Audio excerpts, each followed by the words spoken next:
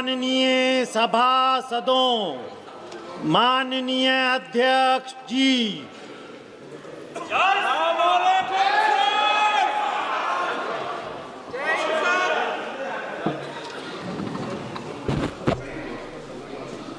माननीय सदस्यगण,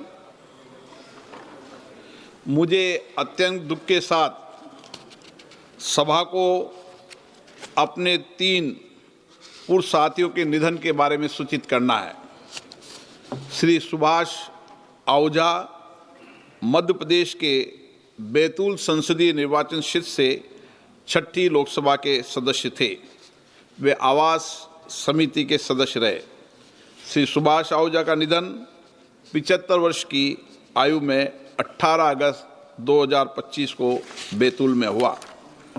प्रोफेसर सलाउद्दीन अविभाजित बिहार और अब झारखंड के गोंडा संसदीय निर्वाचन क्षेत्र से 8वीं लोकसभा के सदस्य थे। प्रोफेसर सलाउद्दीन का निधन 79 वर्ष की आयु में 10 अक्टूबर 2025 मधुपुर झारखंड में हुआ। श्री बालकृष्ण चौहान उत्तर प्रदेश के घोसी संसदीय निर्वाचन क्षेत्र से 13वीं लोकसभा के सदस्य थे। वे शहरी और ग्रामीण विकास संबंधी संसदीय समिति के सदस्य भी रहे। श्री बालकृष्ण चौहान का निधन 78 वर्ष की आयु में 16 नवंबर 2025 को नई दिल्ली में हुआ।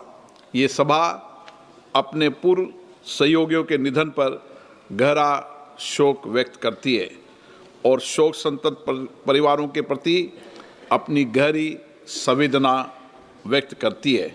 अब ये सभा दिवंगत आत्माओं के सम्मान में मौन रहेगी।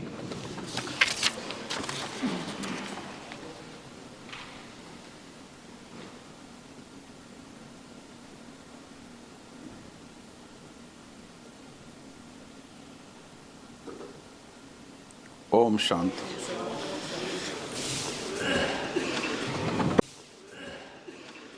प्रश्नकाल।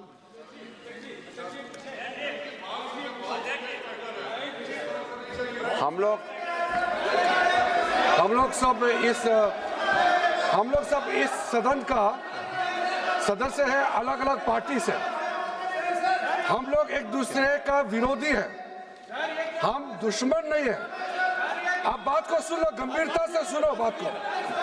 हम लोग एक दूसरे के दुश्मन नहीं है, हम एक दूसरे के विरोधी हैं। 2014 में बीजेपी का एक एमपी ने एक गलत शब्द प्रयोग किया था विरोधियों के ऊपर। प्रधानमंत्री मोदी जी ने तुरंत अपना एमपी को माफी मांगने के लिए कहा और उन्होंने माफी मांगी, क्योंकि हम इस सदन में लोगों के द्वारा चुने हुए प्रतिनिधि के हिसाब से काम करते हैं। कल कांग्रेस के रैली में प्रधानमंत्री मोदी जी का कब्र खोदने के लिए बात कहा गया है।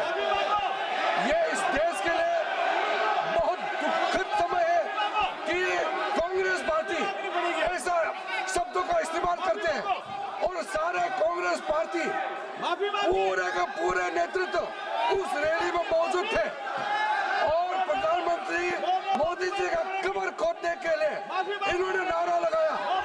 इस देश के लिए इससे शर्मनाक, इससे ज्यादा दुर्भाग्यपूर्ण कोई चीज नहीं हो सकता है कि देश के प्रधानमंत्री 140 करोड़ के नेता, विश्व में सबसे प्रसिद्ध, सबसे मजबूत नेता आदरणीय प्रधानमंत्री मोदी जी का कब्र खोदने के लिए कांग्रेस के रैली में बात कहा गया है।